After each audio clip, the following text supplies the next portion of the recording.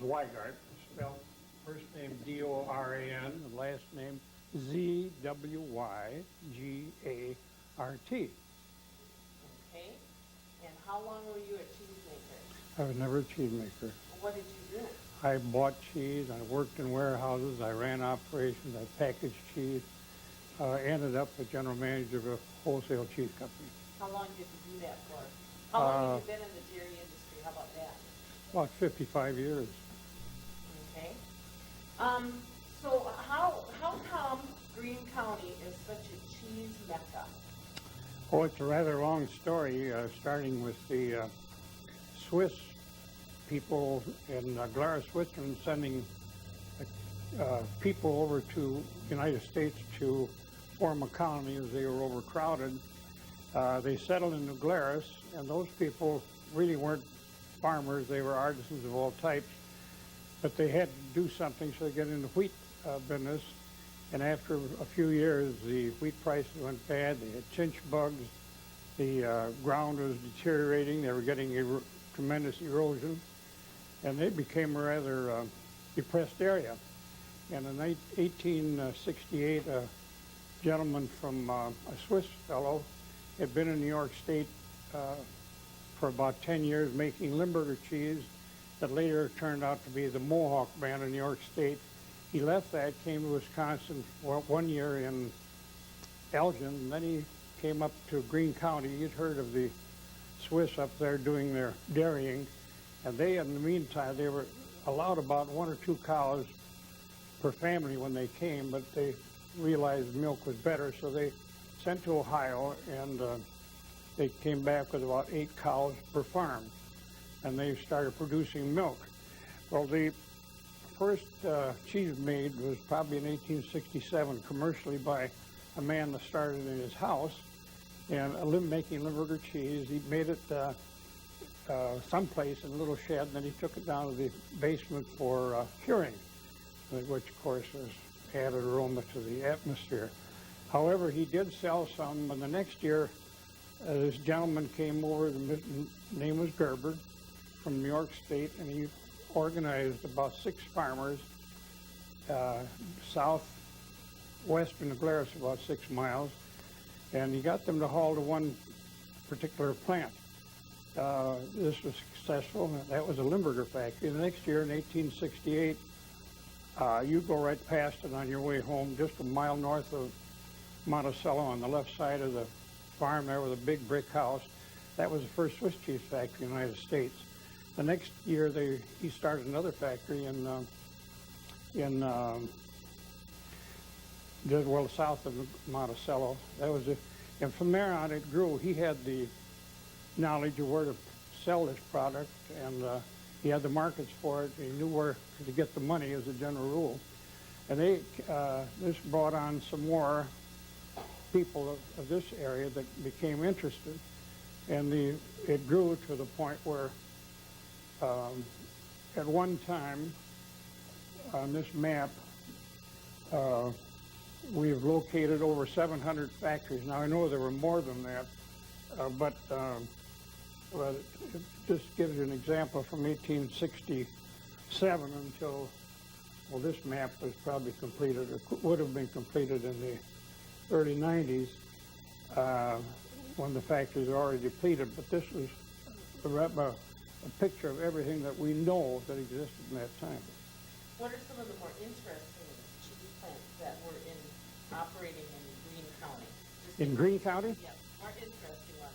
Either they had colorful people, or they made. Oh yes, it was full of colorful people. The first factory was right there, and the first Swiss factory was here. It was probably the most colorful thing. This whole picture was that these Swiss people came over from Switzerland in droves. They'd come into Greene County and Worcester and into Monroe, and there were 2 or 3 overnight hotels, and they would remain there until some farmer or some cheesemaker came take them out. They onto their place. Some were brought over specifically to work in particular factories. One man I know was brought over here by his brother-in-law, and he acted as an apprentice for, and this was the method of training, this apprenticeship, and it worked. He brought this brother-in-law over, and for a certain amount of time, and the brother-in-law kept saying, I think I've finished my apprenticeship. How about going? And he wouldn't let him go. Finally, after about too long, the fellow left and went up to Dodge County, of all places, and he ran about 25 or 30 factories. They talked about his going up there with a pair of wooden shoes and overalls, and that's about all he had. But they had many cases here where these people came over with nothing, and they did very well financially. Well, how about today? How come there's still such a big cheese industry and so many cheese factories right in this county? How come it is today? Well, I think it's a carryover. We don't have the factories, at one time there was 302 in Greene County alone, and now we're down to maybe 15 or 18.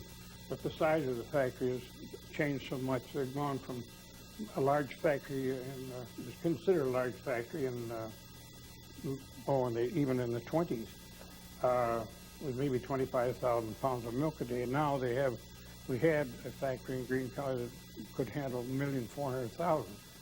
And dairying is not what it was, but at that time, I think a very interesting part of this whole story was that people in Monroe in about the 1870s were not happy with this aroma that came in with all this Limburger cheese. Well, start over. Don't pause in there. Started all over. Started all over in about the 1870s. Oh, in about the 1870s, the people in Monroe were not happy with the aroma that was created by bringing all this Limburger cheese into Monroe. And the banker at that time was, I guess, the first millionaire in this area, told the buyers of cheese, get all the cheese you can on some wagons and bring them into Monroe and assemble them out of my farm, which is about where the Idlehour Mansion is now. I've been there. And he brought them downtown, and of course his parade caused a lot of commotion. And he told the people at that time, this is your future. This smelly cheese is going to make you wealthy. Don't lose it. And they didn't. And it turned out that Greene County then eventually turned into one of the wealthiest counties per capita in the state of Wisconsin. It had more cattle than people. It had probably well, let me put it this way. This was the leading county by far in Greene. But the area you see in this map, which is 5 counties, starting with the state line, or county line east of Monroe between Rock and Greene County, going straight north to Madison, then west of the Wisconsin River over to the Mississippi, and then the northern tier of Illinois and back up, produced more than 70% of the Swiss cheese made in the entire United States. And as you can see, it's a relatively small area compared to the country, and maybe about 90% of the Limburger made in the United States. So, and it was due to the fact that it was profitable. It turned a very, very depressed area into one of the wealthiest in the state, and maybe one of the wealthiest in the country. And it was due to this, basically, Swiss cheese and Limburger cheese. What's your favorite kind of cheese? Oh, I love them all. You gotta say, I love all of it. I love all the cheeses. If I had to pick one, I guess it'd be good aged Swiss cheese, followed very closely by Limburger, and that. But they're all so good. And after all these years of tasting cheese and trying cheese with a trier and sampling, I still miss it if I don't have cheese, as you can see. And how do you volunteer quite a bit, and do you have a lot of people come? Tell me about that a little bit. Well, I think it's. No, look at me for this part. Look at you. Yeah. Now you Well, I think that this area has been outstanding. It's been very good to me. My father was in the cheese business for 45, 50 years. My brother was for about 35 or 40. And and the good people. For years, I had the opportunity of associating with many, many cheese makers, many cheese factories, not only here but throughout the United States. And it was an admirable group of people. In fact, I had people come in from other types of work that came through our place, and I would take them out to these cheese factories to acquaint them with the dairy industry. And so many of them remarked, what a remarkable group of people. I think I owe it to the community. I guess that's pretty much answered it. Okay, good. Okay. Now you want to do some, And go ahead and talk to it. I'm pointing to Monroe, that was at one time probably the Swiss cheese capital, no doubt, of the United States and maybe the world. There's, I think, 29 or 30 million pounds of cheese, Swiss cheese, produced in this 5-state area, and the bulk of it came through Monroe for two reasons. One, the rail system they had, and the other was the fact that 2 or 3 men from Monroe became cheese buyers and developed cheese factories, and this was a logical place to bring them. This map represents about 5 Wisconsin counties. The Greene County, where Monroe is the town seat of the county, had as high as 302 factories at one, listed on here. At one time, they had 225 going. The next largest was Lafayette to our left, or to the left of the map, and that's yellow numbered. Each factory, by the way, is numbered and listed in a book that both alphabetically and by number on the desk here. Dane County had a lot of cheese manufactured in the southwest corner of the state. Iowa in the southern, mostly in the southern part of the state. And that is the pink. Dane, by the way, is the blue. And green is Grant County. And it was not as heavily productive of dairy products as was these others. And I think another admirable trait about this was this area here was a natural for dairying.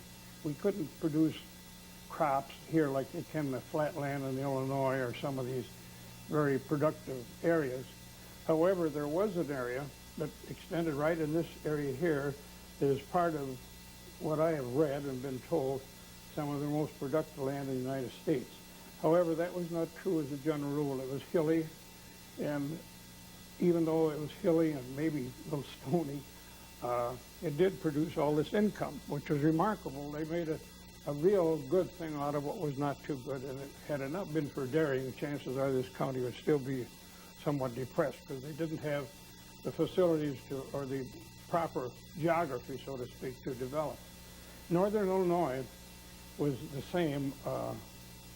They produced a lot of cheese right down, and this came in pretty much to Monroe.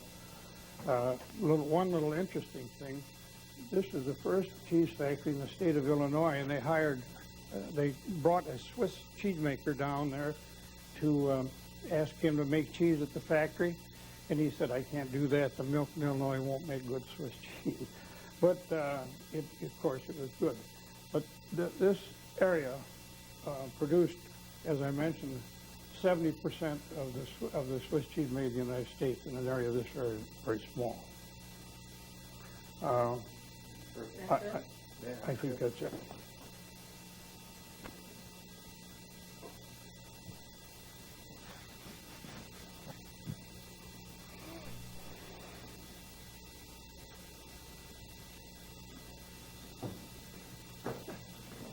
So, you English spoken here. You might just stick yeah, around. I said I'm done. I'm finished. I'll, You're Applejack. I saw that too. And I'm like, I'll wait for this thing down here. Warren. Right on the state line.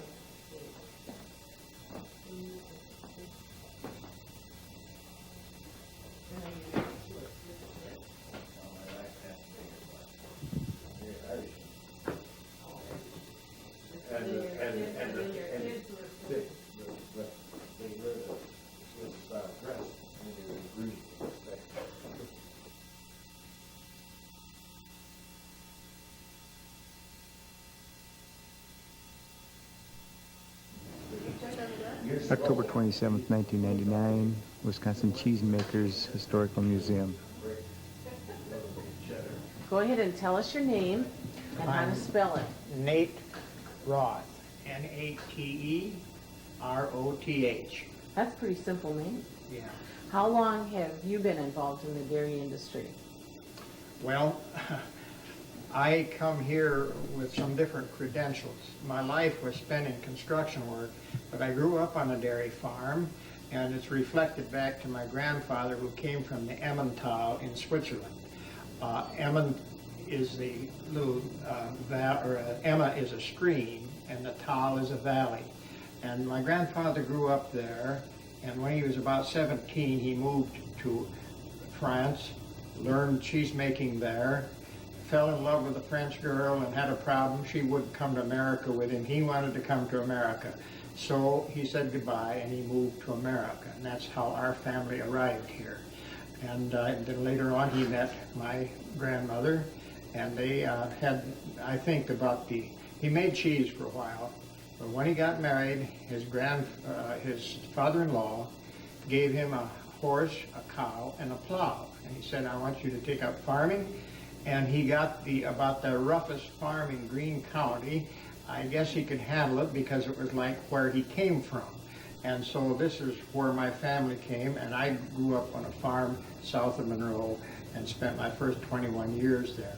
We had an average, I suppose in those days, average dairy farm and about 35 cows. And we have to stop there, I gotta change batteries here. Turn, it's turn. Yeah, there we go. Okay. Couldn't pick up where you left off, or? Well, you were saying you grew up on a farm in South Yes, Monroe. I grew up on the farm, and then from there on, we actually milked, like I say, about 35 cattle.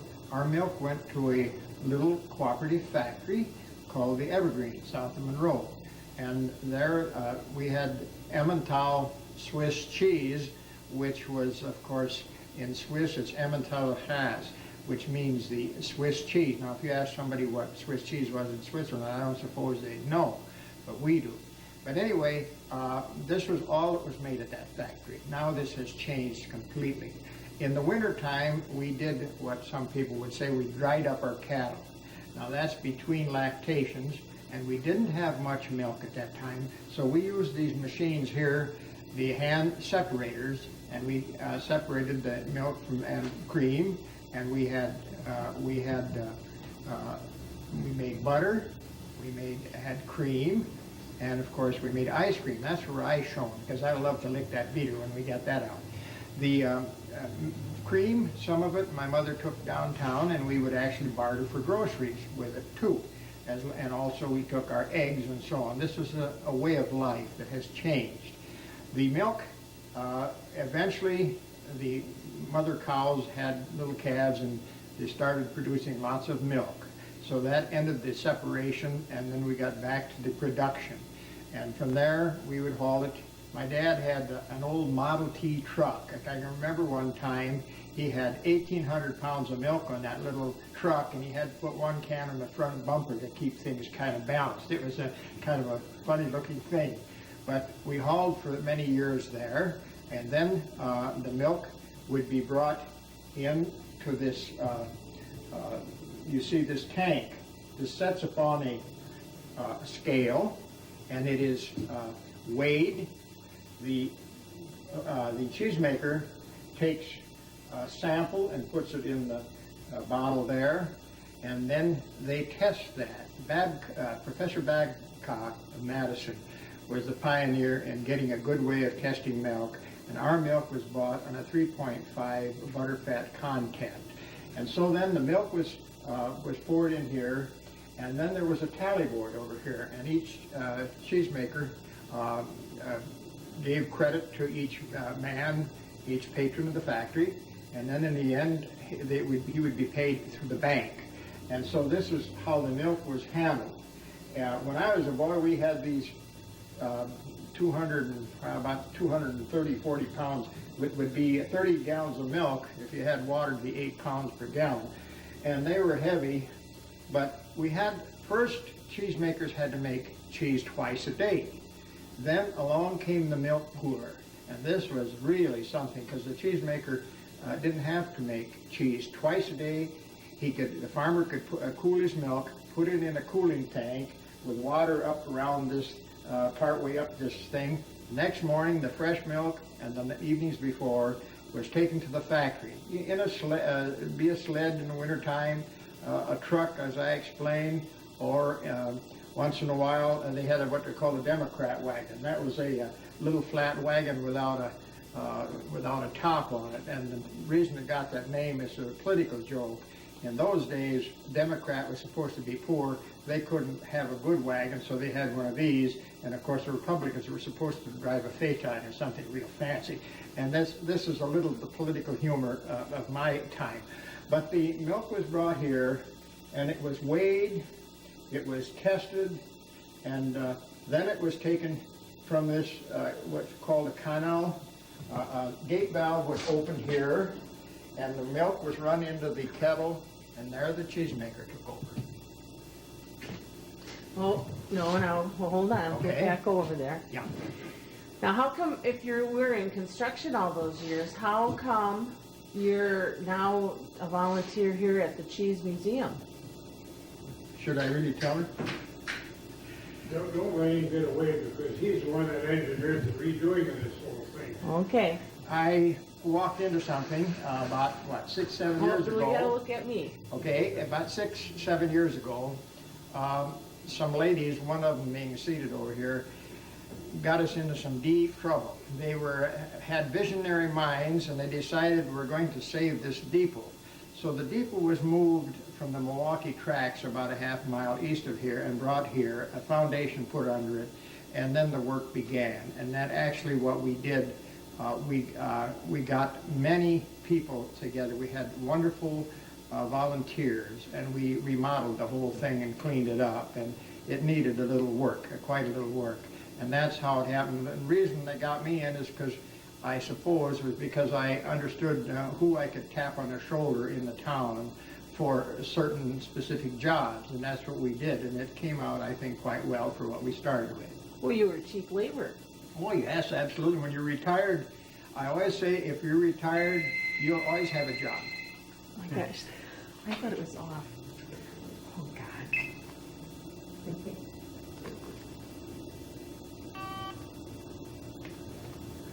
Sorry, I really thought it was off.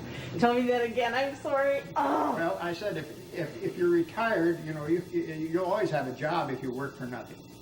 See, that's.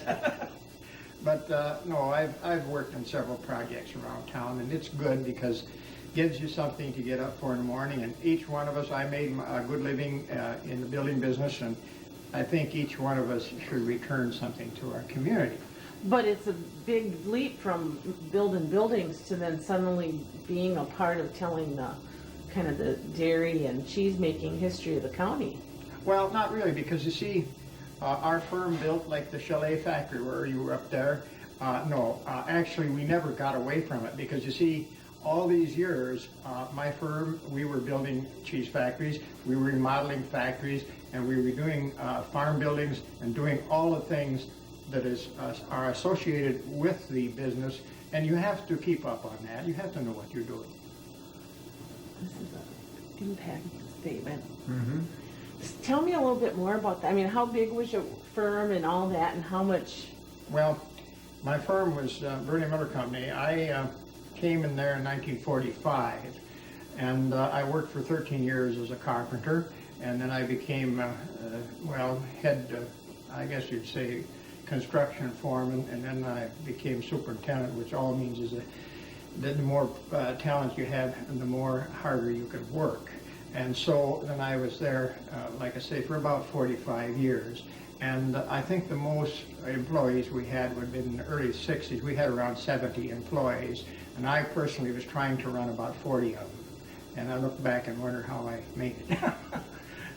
And then all those employees mostly worked on dairy kinds of. There and how we did houses, we did some churches and schools and all the various, and we built like the New Glarus Bank, and so we've done, and New Glarus High School, the older one, and so we've done many diversified types of construction. But kind of Deering was a good Dairying part. was, oh yes, dairying was a good part of it. Now, of course, there's not as much building done, but in those days, yes, we were building all these big cattle sheds and the milking parlors and so on. Yes, this was all an important part of our business.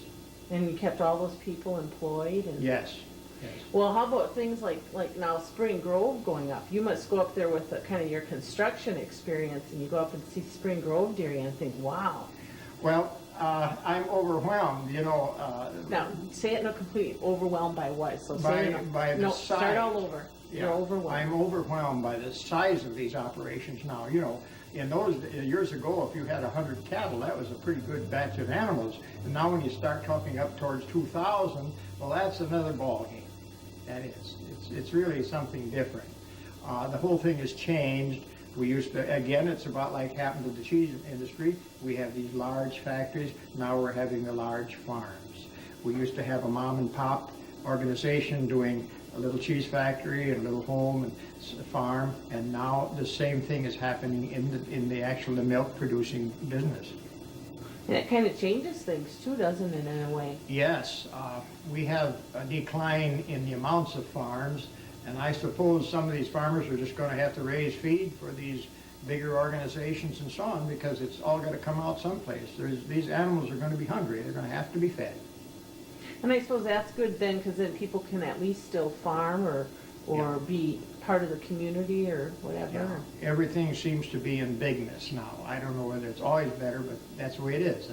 The trend, and of course, the bottom dollar line is there. You have to honor it, you know. Okay, good, excellent. Okay, next. Go ahead and explain what the separator is. This is a separator. It's a centrifugal machine. These were individual units that were turned with a hand crank. And there are a series of discs inside here, and the cream comes out in one faucet, and the skim milk comes out in the other faucet. And these were used singularly in homes or farms, just small units. In fact, you see the other unit, this even smaller one there, was used maybe in a kitchen. These were not meant to be production units. If you go to a factory now, you'll see big machines, big separators, entirely different from these, but it still did the same job. The cream was used it was sold in restaurants, coffee cream. It was used in baking, cooking. It was used to make butter and ice cream. This is basically what this was, this material. Let's get a few close-up shots of the various parts. And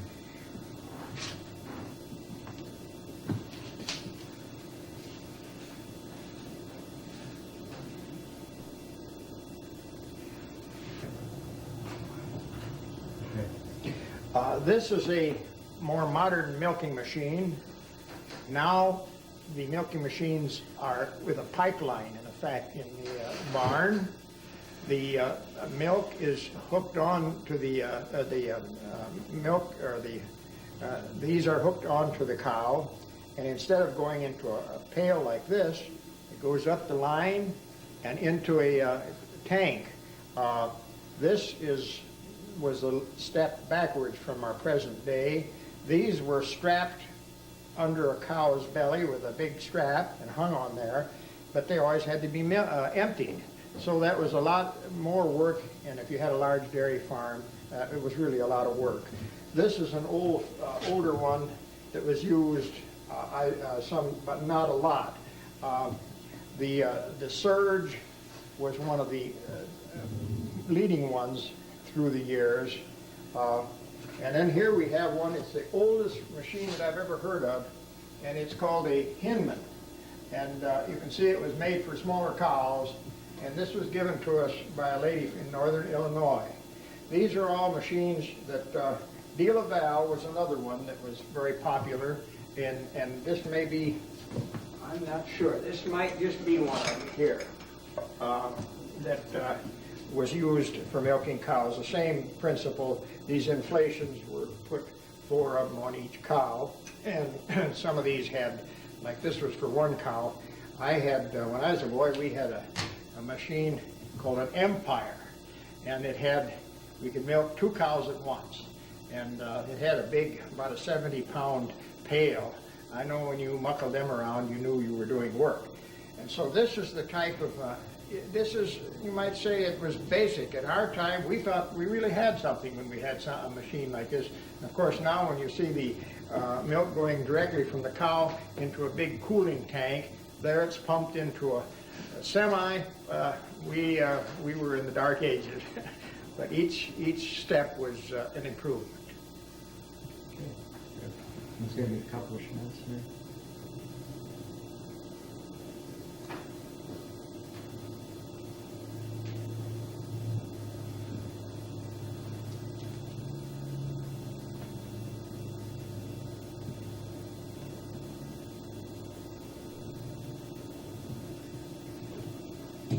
Okay, go ahead. All right, this is called the intake area of a factory. On the outside of the factory was a large hole big enough to receive these 30-gallon milk cans. There were a pair of tongs hooked on there. Up above was a reel and ropes, and they would actually, the cheesemaker inside would pull this one rope and reel this thing in, and this tank or can would be tipped into the tank, and the milk would be poured in here.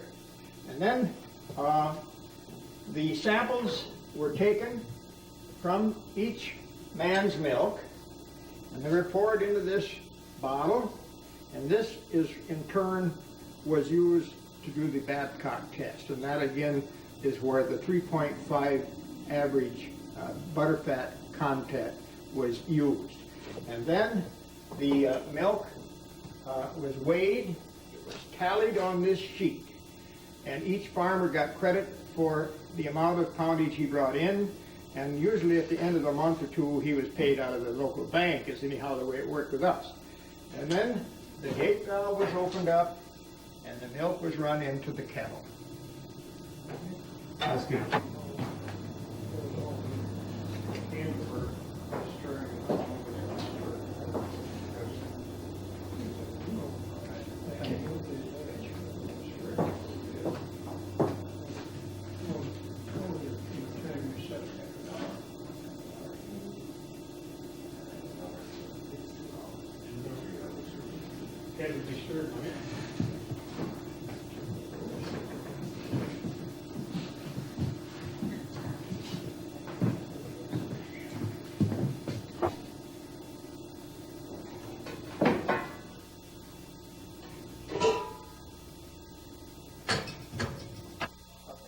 Okay, give us your name and how to spell it. All right, my name is John Bussman, B-U-S-S-M-A-N. But being from Swiss descent, my father came from Switzerland, it's Bussmann. And when we go over to Switzerland, over in that part of the country, it's always the U, like Buchanan, Bueller, Bussmann Hunts.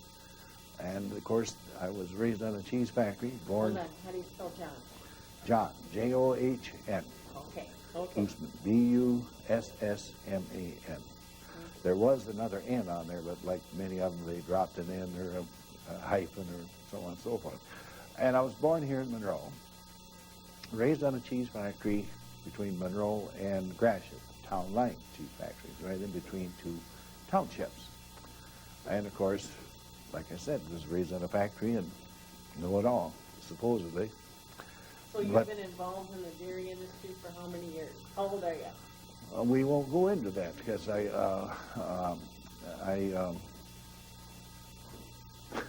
we'll leave that one go. Can you shut that a second? Legal kind of name of the group. All right, this is historic cheesemaking center, and there was a fellow by the name of Larry Lindgren, and he always wanted to start a cheese hall of fame. And they tried in '74, and then again in '87, and in '93. They were trying again one more time. He was with tourism in Greene County. So he called a meeting, and it was just about the time that Historic Monroe had this depot. And they had looked at different sites at the Greene County House, and the beer man said maybe but to put it down here at the brewery. And of course, I'm interested in the history part. Larry wanted a Cheese Hall of Fame like with a big fish like they got up at Hayward. And it just happened to be that the timing was perfect between historic Monroe and historic Cheese, with very eager groups on both sides. They wanted preserving the history of the depot, which millions of pounds of cheese came through here, and many immigrants. But it was moved, as Nate said, moved from over there along the Milwaukee Road and put here. The gateway to the Illinois tourist people coming this way. And the marriage clicked. And it put together the groups between Historic Monroe and Historic Cheese, organized in '93, and they asked me if I would be the president in the steering committee. And of course, I very love history, especially now that I am part of history. And that means that you're not an antique, but you're over the whatever you want to call it, the hill. So I'm just going to take you through here quick about this kettle here. This is the kettle that they first used, that they used up the mountain in Switzerland. And there were many when they had these small factories, like they said, in the home or on the farm.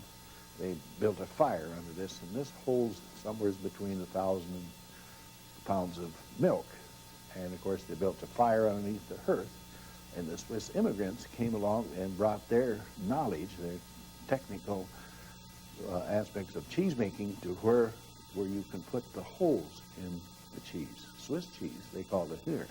But it really originated in Bern, Oberland, up above Bern, in a little town called Emmental. In Switzerland, they don't say Swiss cheese, they say Emmental, or Appenzeller, or whatever type of cheese they want. But here it's commonly known as Swiss cheese. And of course, the whole secret is to put the eye in. And Ernie wanted me to tell you this because it's really an art in itself. Sometimes your eye formations are small. Sometimes they can have cracks in the wintertime. Sometimes you get like a walnut shell, not shiny and nice, beautiful. And of course, the stories are, how do you put the eye holes in Swiss cheese? Do you use a measuring spoon? Do you elephant shoot peanuts through the curds, or do you put triers, or do the mouse eat the holes? But after cheese days one time as a demonstration, I went down to a little town in Gratiot, Lafayette County, and the lady bartender asked me, how do you put holes in Swiss cheese? And I proceeded to tell her, it's the interaction between the protein and the lactose that expels a gas and develops a small eye after the curd is put in the coal cellar for a couple of weeks. And what did her husband say, that knows anything about Swiss cheese? He said, they don't put the holes in Swiss cheese. They put the cheese around the holes. But you had to come to a little bar in Gratiot to find out something new and a little tidbit of making Swiss cheese.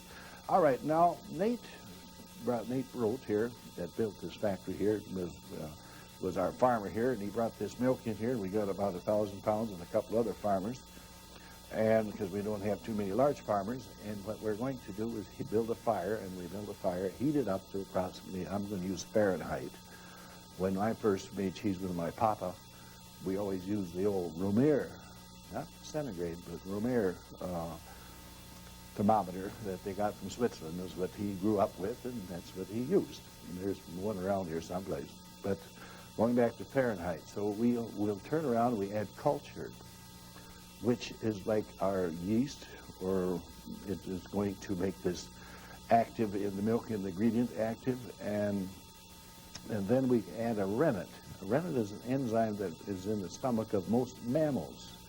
The hypothesis is that in Egypt back 6,000 to 7,000 years ago, they had too much milk, and this Bedouin, he took whatever milk was left in his sheep's stomach or goat, poured the milk in, and of course, as he put the milk in, from shaking and whatever it is, and that rennet enzyme coagulated, and they feel that's the birth of cheese making.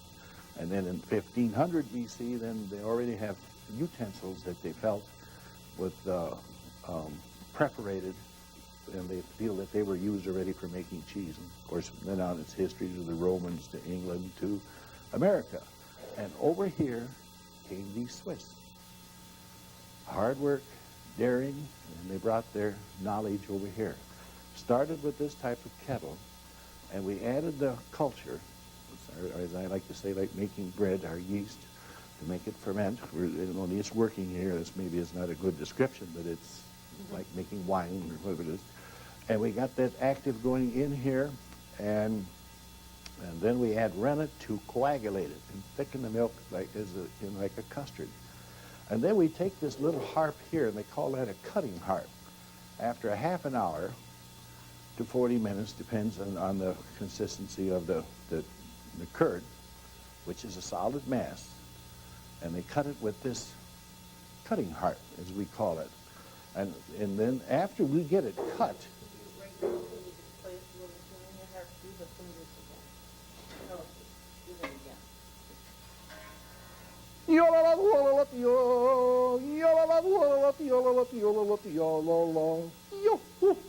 that's what the cheesemakers did many times in the wine cellar. And here, after we get the curd. All right. Okay, now we got the milk cut into little curds, so probably the size of rye. It depends on the cheesemaker, about the size of maybe a kernel of wheat. And now we got to heat it again and get this texture right. So because now we want to, that's the whole secret. See, the early cheesemakers didn't, we had a thermometer, but the whole thing on cheesemaking, we didn't have pH readings or anything like that. It was the eye, the nose, and the grip, the feel of the touch of the curd, like the lady making bread again. All right, now, in order, we don't want to cut this curd any finer, so now we use what they call, they have different words, but my pa always called it the basket harp. And that's the harp that we turn. And then you put that up here, and you stir, and stir, and stir, and stir. And it's very tedious. It takes anywhere from 2 to 3 hours for that cheesemaker to be down there. When he lived alone, a lot of more bachelors that lived alone, to stir and stir. And then later on, after the whey was out, the whey went back to the farmers in individual barrels. And of course, being there's no outlet here on these kettles, because we have to build a fire underneath it, they have what they call a wooden scoop. And you go down there and scoop out the rest of the whey or the curd or whatever. And then later on, when I grew up, I never used any of this small. It was this kettle over here that I used. And of course, that held around anywhere from 2,500 to 3,200 pounds of milk. And to take that cheese out, you have to use this cheesecloth here. And this is a steel part of a rod. It's called a bagel in Swiss. And you can have, if you have a wife or a hired man, 2 people can take it out. But it's also very hard to slip that underneath the curd after you quit stirring, so you don't overlap that cheese. Because when it overlaps, it turns around and likes to become pinhole or nisser. You wouldn't think it'd make that much difference. But you put the cloth in your mouth if you're living alone, and you go over like this, put your feet up here in the buck, and slip that, and I'm not going to go over there and fall in that way. But anyhow, all right, from this kettle, now we're over here to this kettle, and we've stirred this cheese and stirred it, and we think we got the right grip, the right texture, what we think. And now we don't want that culture to be working with the whey, with that working, and it's time to take it out, because otherwise if it gets too dry, then it's no good. And for these people where there was only one person at the cheese factory, this one's got a board here. Most of them didn't use a board. There has been stories I've heard twice where the hired help held the cheesemaker, held his foot 2 times I've heard where the irate helper brought the cheesemaker in here.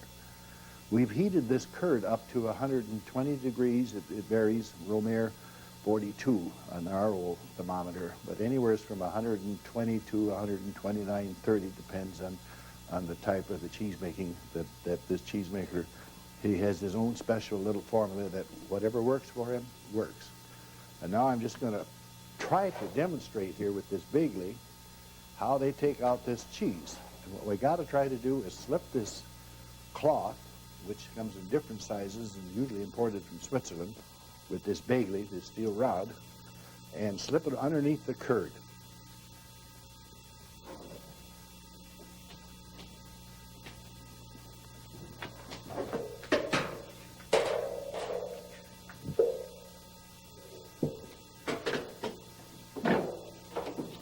And supposedly we got about 250 pounds of whey and curd in here.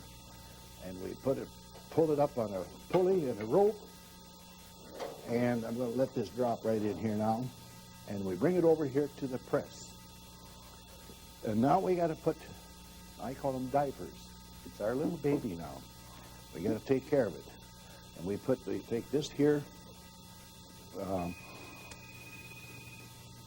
take this diapers and a burlap, and we press it. And these, the old factories had springs, from car springs, truck springs, whatever it is, to press the lid down. Years ago, they just set a rock on there. And of course, this is the hook the size of the cheese. And we turn it 2 or 3 times. We change the cloths and dry it up. And if our cultures and everything is working right, the whey drains out of it. And the next morning, we turn around and we take it from here and we put it in the brine. I don't know if you can capture this over here. And that's my papa there at the Opie factory in Wisconsin. And I'm putting the cheese in the brine there. And of course, it stays there 1 day to 2 days. And then it goes into a coal cellar, which is usually be earthen coal, because most factories were built into a hill. They were built into a hill, so they had the earth to cool it. And the upstairs was the living quarters, or the box room, as we called it, where they made the cheese tubs or boxed the cheese. And later on, with the steam engines, they had pulleys, and those shafts were up there in the living quarters. And of course, also the cellar was used as a fruit cellar. And when the war came along, these factories got larger. And of course, the cheesemaker alone or one hired man couldn't, their help wasn't available. So a lot of times the wives helped, other ones helped, but they weren't maybe strong enough to wash the cheese. Consequently, a vocation started called cheese washing. And of course, Ernie is going to show you on the cheese washing. These have to be turned 2 to 3 times a day in the cool cellar, and then later on they moved in the warm cellar, where the eye formation and the interaction between the lactose and the protein, which expels the gas, and he'll take it from there and show you developing the eye. How come, since you're still running a plant, and you kind of went through that part, how come they make it in such big wheels? Well, the story is, whether it's fantasy or not, but they said the lords over in Switzerland, they didn't know how to tax the people. They didn't really have scales, and they didn't know how to set a size, so they charged a tax of so much a piece. But I've said many times, these 30-gallon milk cans, and I even have one that's 40, that's 300, over 300 pounds, why they had to lift those. And then they put them in these tubs over here, 4 or 5 cheese, which weighs anywhere from 800 to 1,000 pounds. One tub on a cart that's a horse-drawn, whatever it is. And these cheese, 180 to, I guess the largest I've ever heard was 275 pounds. Tell us about your cheese factory, Applejack. What's it like being an Illinois cheese plant owner? Well, well, we try to capitalize, and we say we're right on the state line. And of course, the majority of our farmers come from Wisconsin. And I was born and raised in Wisconsin. Of course, Wisconsin is really my thing. But Illinois, the first three counties shipped millions, and I've shipped millions, I'm sure in my lifetime, million pounds for sure, into Monroe. And we made brick and Swiss and Parmesan, Romano, and many different kinds of cheese, but Monroe was always the warehouse where this Doran Zwygart armor for many, many years. But we just feel that Monroe, the line is only 7 miles from here. And all the parties are here from Monroe and cheese days, and of course the Swiss culture is here, and also in Wisconsin. How come you're involved in this? I've always been interested in history. And they asked me when they started with this Larry Lindgren, we had a meeting with Ford Type Cheesemakers Association. There was a group and some other people that we knew that maybe were interested in this historic cheese. And they must have felt that I was one that could maybe help put it together. And in qualifications, the only thing I can say is the qualifications, I've tipped many glasses of wine and beer with the cheesemakers, and also still carried enough respect for the dealers. There was at one time to where the dealers had to join together in order to sell their cheeses to many markets, supermarkets, whereas when I grew up, one dealer bought the brick cheese factory, one had a Swiss factory, and one had another factory. Well, in the deal, all at once when the war was over, these big stores come along and says, we don't want to buy from 5, 6, 7 dealers. We want you to have a line. So then these dealers had to get together, and of course it made friends amongst the dealers, and of course the cheesemaker says, well, it's controlled, and of course it's the history. And If you come to Greene County, you have to stop there at the museum. if you see those kettles, it sure ought to catch you. Those are the ones that Papa and I made cheese with on the Opie factory in Lafayette County between Gratiot and Warren. So you can't get here without stopping there. It's the gateway from Illinois without stopping. And of course, everyone, this group here, I think everyone can say it. There's never been a more enthusiastic group that so much labor, they've over 5,000, 6,000 hours have put in to put this all together. It was all donated and help, and it really, historic Monroe, the women, just has played an important part. And the thing that is so wonderful here yet, so many of these people that will take you on this tour are past cheesemakers or retired. They can tell you, they can answer the questions, they can relate to you. You're still seeing the generation. You're still seeing the generation yet that can remember back from 1920 or so on and so forth. But the other part is lost between 1870. It's all hearsay or written. But here you still have the actual people yet that can tell you about what has transpired here. And of course, Swiss being the mainly one, and Swiss cheese isn't always made in round hook or Emmentaler forms. They used to have Swiss blocks here. I don't know if they made them in Switzerland. I've never seen them in Switzerland. But there's some molds up there and there's some pictures here where they made block Swiss. And of course, then it changed in 1950. It came along and they started, Kraft finally proceeded to make cheese by heat treating milk and came out with the rindless square. And that transferred everything.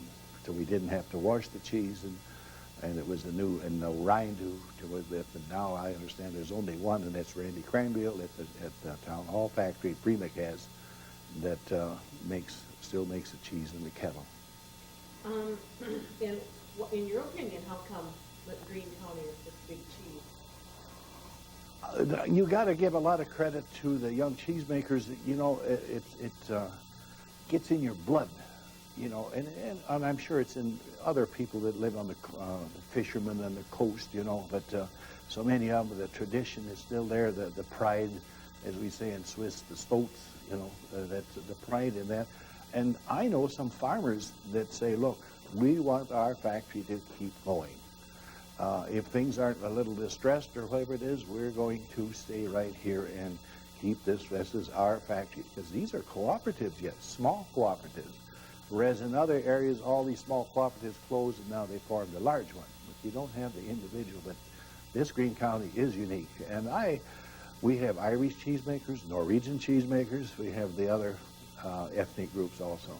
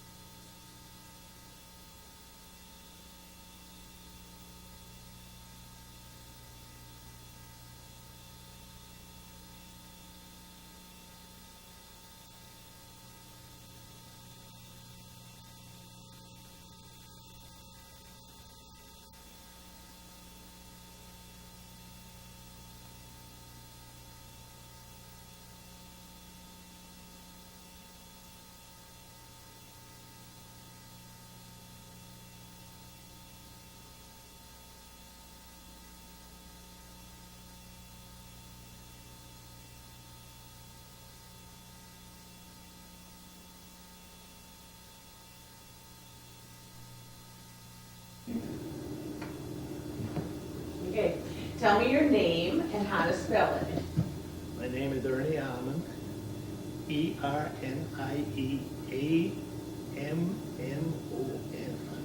Okay.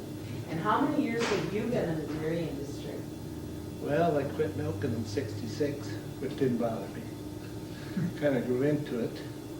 And I helped out a lot in cheese factories, like if the hired man was sick. I never made cheese for myself. But I did the cellar man, see, after they came Well, how out. many years did you, were you born on a dairy farm and then you retired as a cheese washer? No, this was just part-time work. In the winter, sometimes they had enough help they didn't need me, see. So I go as high as 6 factories a day. Some days I'd wash 450. The best I did is 479. There weren't any more to wash. Now, let me ask you something else. You're too anxious. I'm gonna make you go through the ropes, since I hear you're a bad boy. You're right. What did you do then if you only kind of did this part-time, what did you do? I farmed. I did this at nights. Oh, okay. Then how come you're then involved in the whole, why are you a volunteer here? I'm a good friend of John's, and he found me. And he keeps me pretty busy. So here's the thing. This is the way the cheese was, see. They were like this. Just think of looking at 400 of them. You didn't dare look at them, just went and washed them. They had to be taken out like this, put on a table, turned over, washed off and put back, and they kept moving up in the cold cellar. About 10 days to 2 weeks, then they would go in the warm cellar.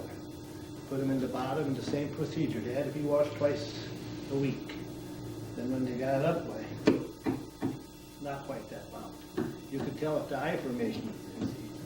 Then you would try and look. Leave them up there a day yet, but that's it. Then they have to come down, otherwise they keep working and they might crack on you. Take one out once and show us how you wash I it. don't have a whole one here, and I have to have a table here. Sorry. Well, just pretend. Just look like this. This, and you have a certain way of setting them and turning them. It actually, just like anything else, if you do a lot of it, it gets easier. You just make it look easy. Otherwise you quit. Then in the winter, they had to be held 8 weeks. In the summer, 6 weeks before they could sell them. Then Well, Yes. now, and how, and you would do like, you said 479 was your that was my top? biggest day. But 450, that was common. And each one of those wheels weighed how much?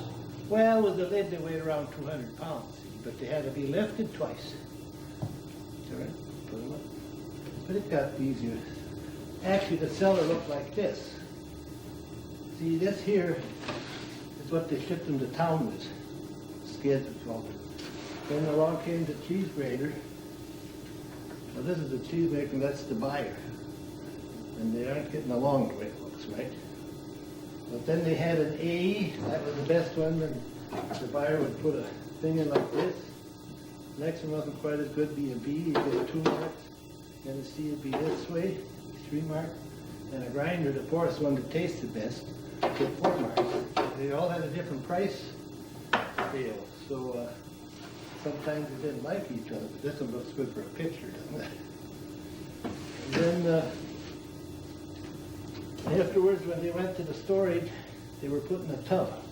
See, a buyer would come and he'd say, I want 4 of them, whatever he wanted, a certain size. We'd have to, this is the way you do it. Go like this, then you'd have to get so many that size, and they would tub them at the storage. Could I just have you just do that again, put that across? Should be this way, like this. And then we knew how big they had to be. Because you couldn't put in one size and then another size. So, then they were shipped out, take like 50 years ago, a lot of them, you rolled them into railroad cars, turned them. They didn't lift everything up for you like they do now. So that's where it ended up at. And you don't see any of that anymore. That's what they call tubbing. How has farming changed since you used to farm? Well, I quit in '66, see, that was time to get out. We had a smaller farm, but we made it. But like I say, it's, you always say, you know, big concerns are taking over. Don't forget, people didn't want to work 7 days a week for the same money that a person did in town, so it all had to get bigger. Can't do much about it, I guess. Well, it was 33 years ago. Yeah, quite a while. What have you been doing since then? Getting in Well, I trouble? worked for more business forms for 22 years, and I ran to Turner Hall for 3 years, and I'm retired a few years, and busier than I ever was. And is it, even though the farming has changed, like when you drive around the countryside and you see whether it's, you know, farms still going or like the big farms like Spring I'll give you Road, an what do you idea. think when you drive around and you see that the industry's still going? I've taken a stretch of land